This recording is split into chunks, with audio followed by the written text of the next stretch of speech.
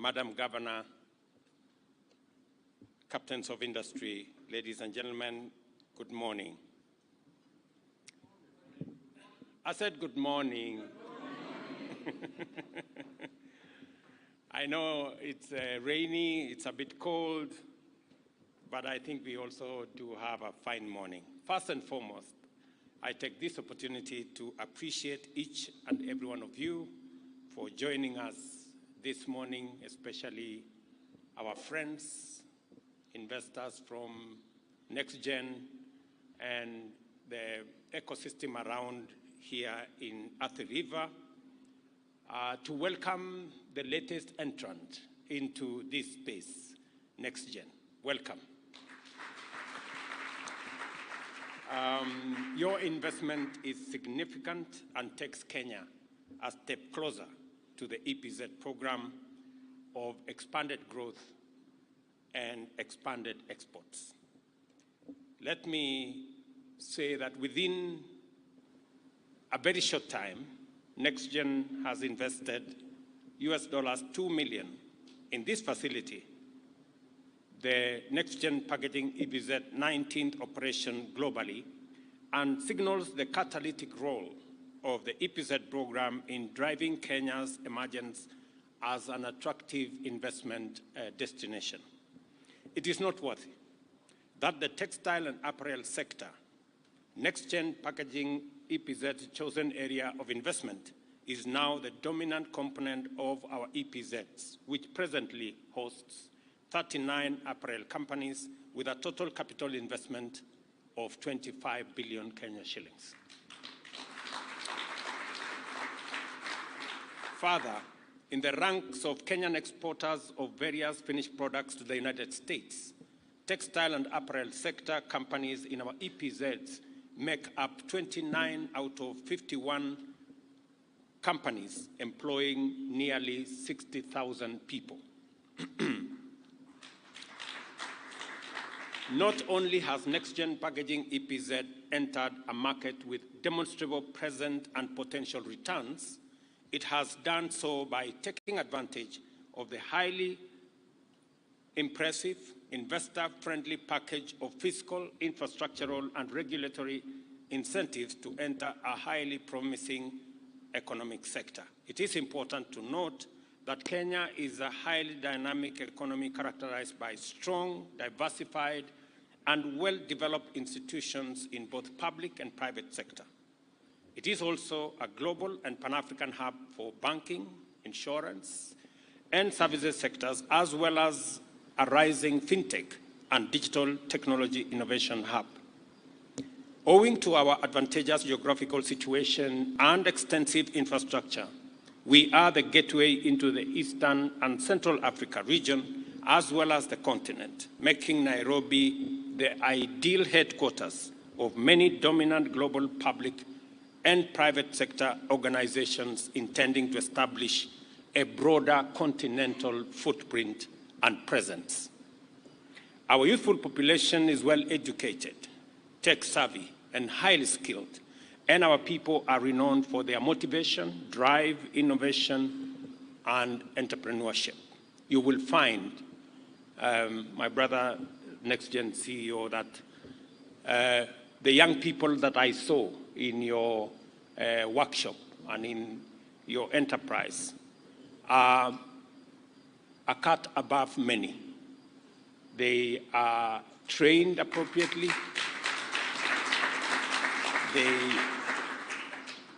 Whatever skill that you will want, you will not need to import any skill. We have all the skills available here. We spend $5 billion every year in our education sector to train from primary school to secondary school to our TVETs to our universities, and we are very proud of our human capital, and we want you to sample the best, not just for your company in Kenya, but maybe for your companies elsewhere.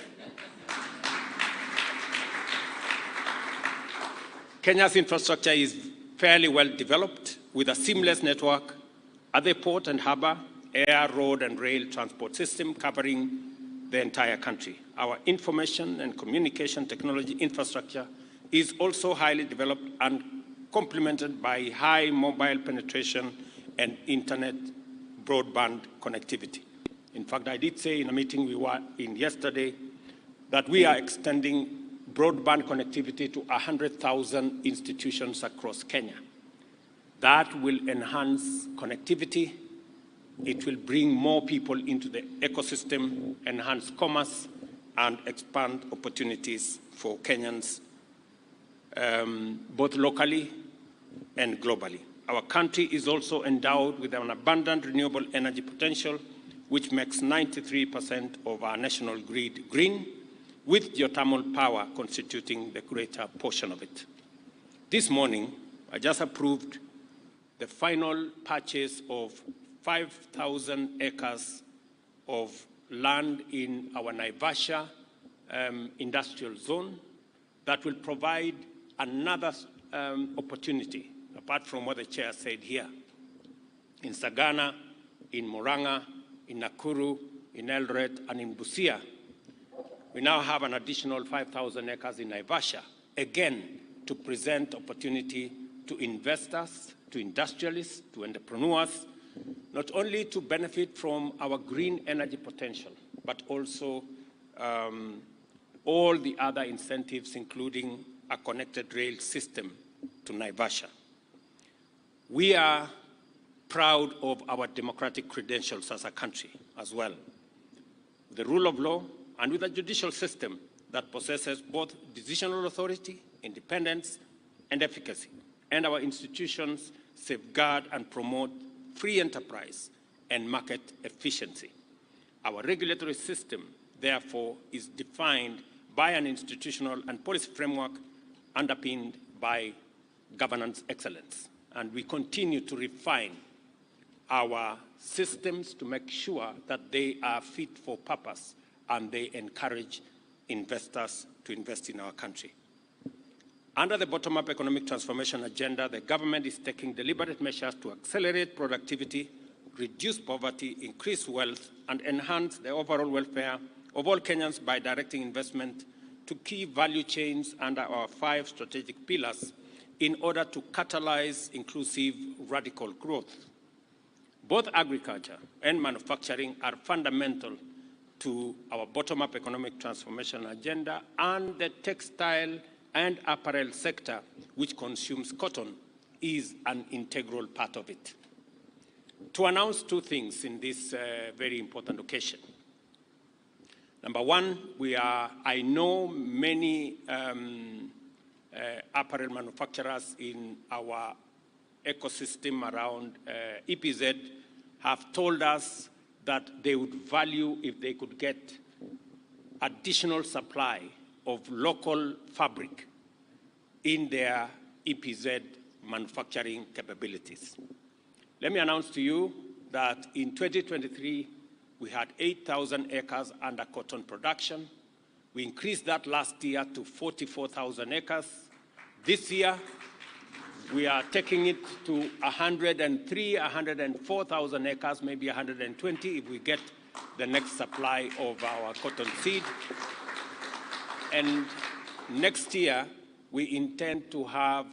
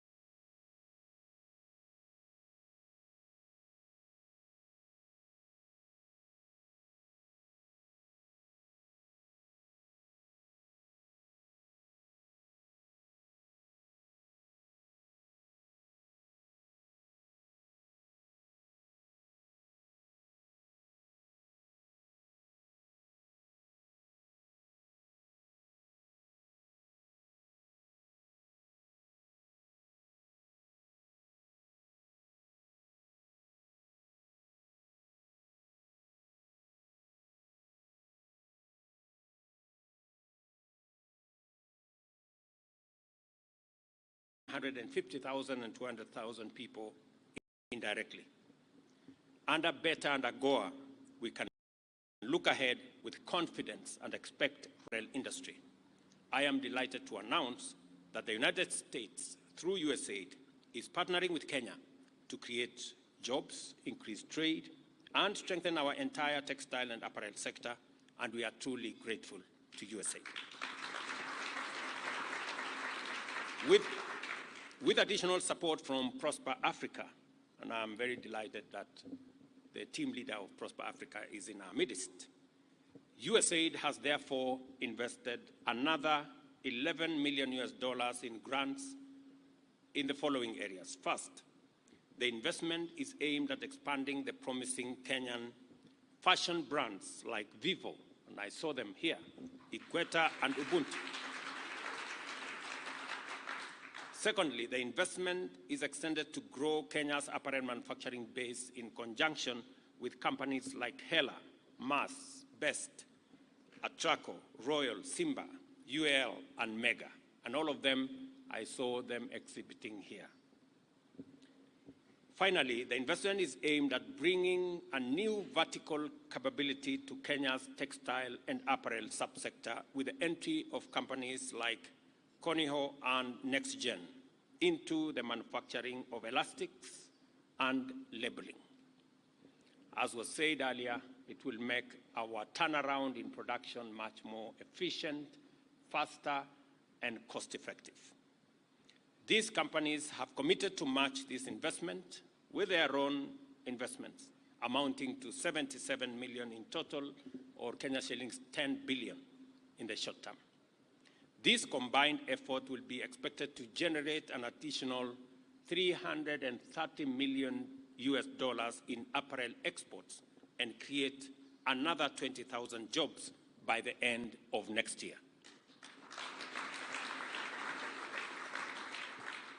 I know that whenever I stop at the river here, the question I'm asked is that there is no sufficient water. And the people in the river normally complain that there is water in the EPZ and there is no water in the town. So we intend to deal with that, as I made a commitment that this is going to be sorted out in the next couple of weeks, maybe 1 or 2 months. We will complete the Northern Collector Tunnel program that will supply water directly to this EPZ, and to the people of Athi River, I want to tell them there will be water for Athi River as well.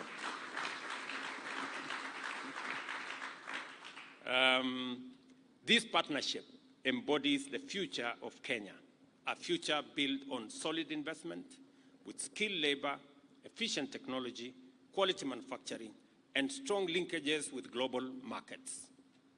I am particularly encouraged to note that the potential of investments and partnership in this subsector is greatly increased formal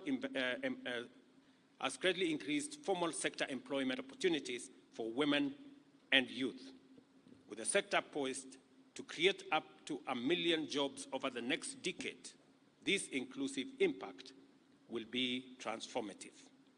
The next important agenda to achieve the full potential of this subsector is to develop vertical integration from fabric to apparel through improvement along the value chain aimed at reducing production costs, enhancing quality control, and creating economies of scale.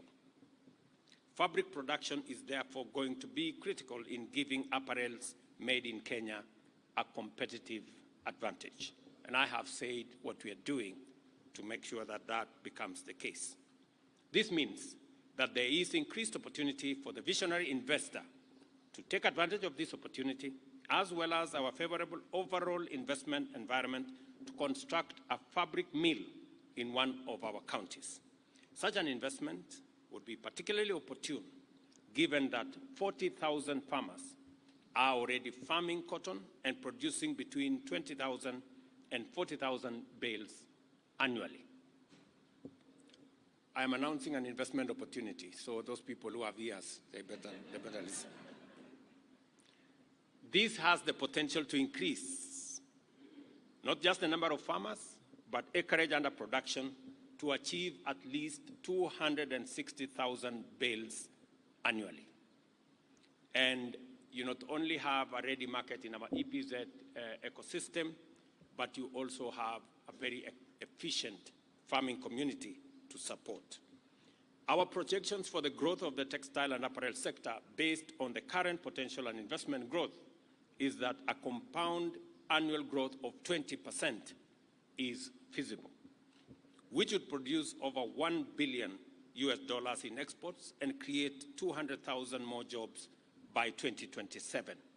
Further increase exports to $2 billion with 650,000 jobs by 2031, and reach over $3 billion in exports and more than 850,000 jobs by 2034.